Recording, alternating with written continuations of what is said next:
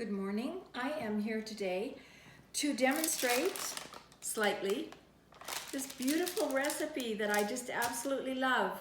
If you want to get away from eating so many carbs, this is a really good recipe for you. After Thanksgiving every year, I just got started on a roll with white buns if you're a Canadian, or white rolls if you're an American.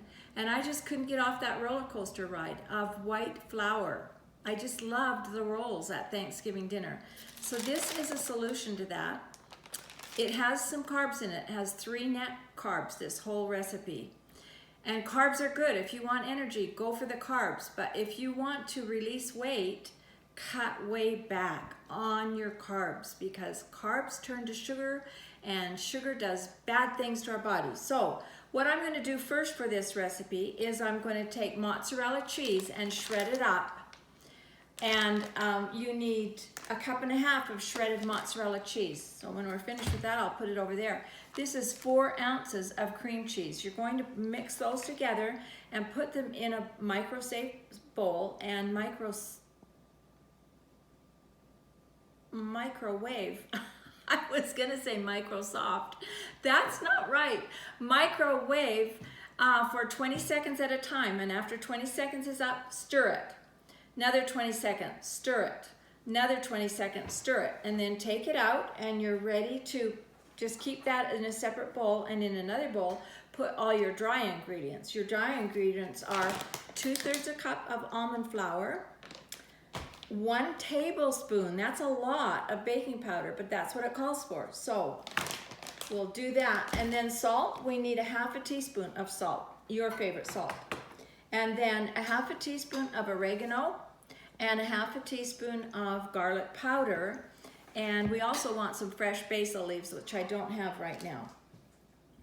So after we've mixed together our cheese, we're going to mix together it's just kind of a gooey consistency at that point in time. And then we're going to add 1 egg into the cheese mixture that you've already broken open. I have gotten in the habit of having my eggs warmed up.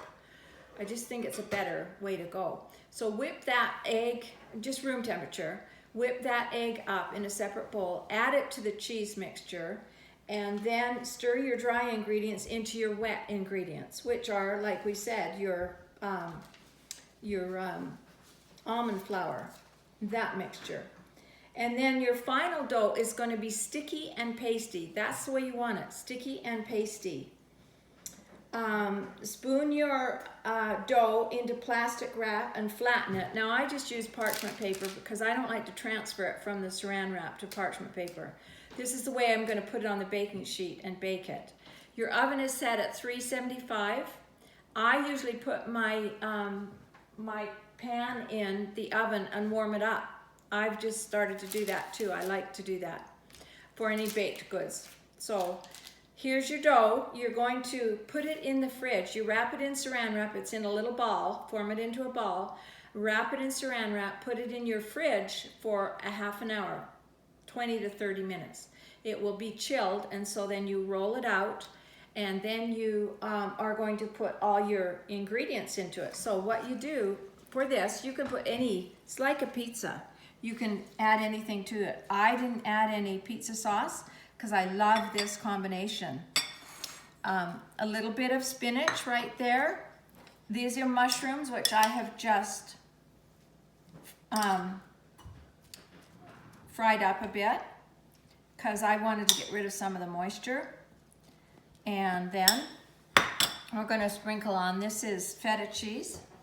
We're going to sprinkle this on as much as you want. And here again, you can substitute a different kind of cheese if you want. I like the kind of spike that it gives to this recipe using the feta cheese. So now what we're going to do is we're going to take and just use the sharp side of your spatula, and we're going to take these edges that are left. Can you see those edges? And we're just going to fold it up and over. And if there's a hole in it, you just basically pinch it together again. It's no big thing. It's just very workable dough. The only thing I don't like about this dough is the name. I really do not like the name. It's called Fathead dough. I don't know why, but I just don't like that name. See, you can just mess with it and get it back into shape however you want it. It's gonna be delicious. And then do that all the way around. It's going to break at where your spatula kind of ends. And just continue to do that as you go around.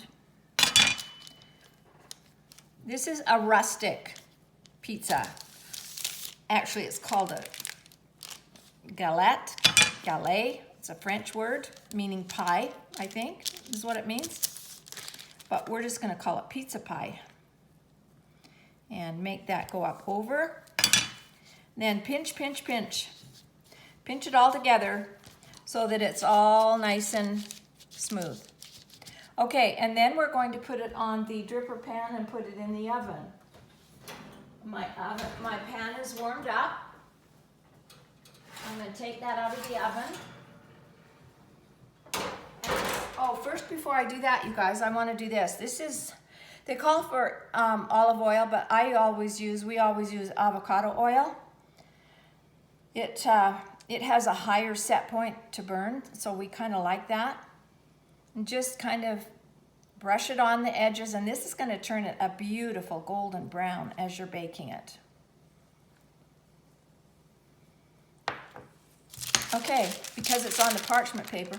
Now the instructions say to freeze this right here for 30 minutes. I didn't. I froze it for like 10 minutes. But I'm not freezing this one at all because I'm going to experiment and see if it makes any difference. Put it in the oven and set the timer for 30 minutes. And after 30 minutes, it is going to look like this. And it is gorgeous and it is so good. I'm just going to break off a little piece here.